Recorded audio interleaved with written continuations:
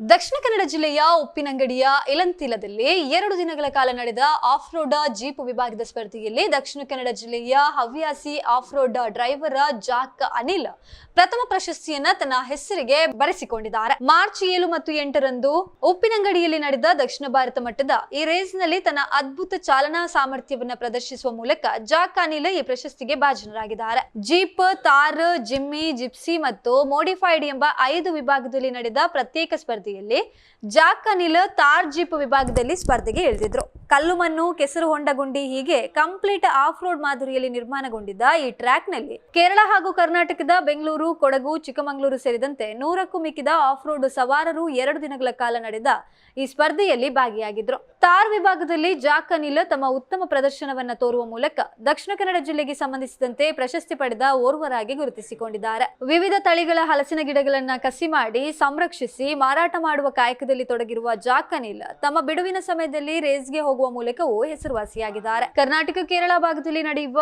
Of road ಸ್ಪರ್ಧೆಯಲ್ಲಿ ಭಾಗವಹಿಸಿದ ಅನುಭವ ಕೂಡ ಇದೆ.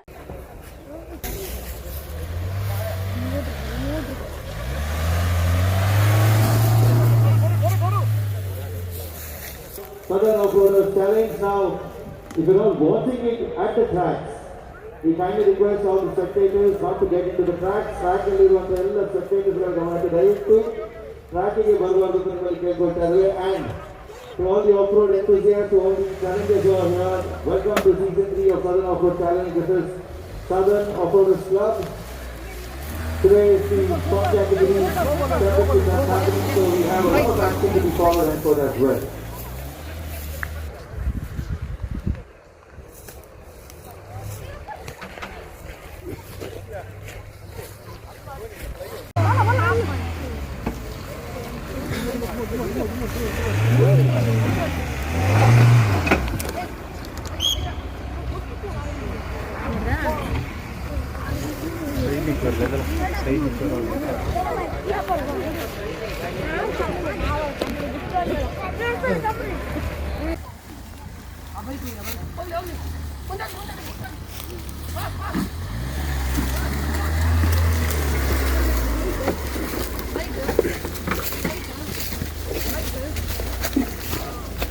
Slow. Pass.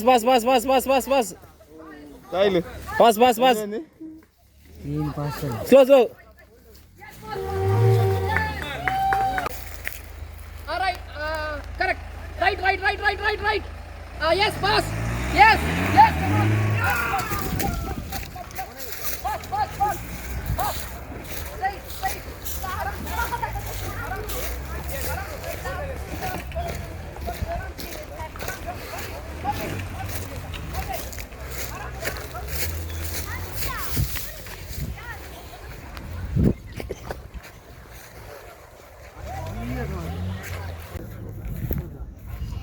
ಅನಿಲನ್ನ ಮತ್ತು ಕೆದಿಲದ ಅಭಿಮಾನಿಗಳು ಇರಲಿ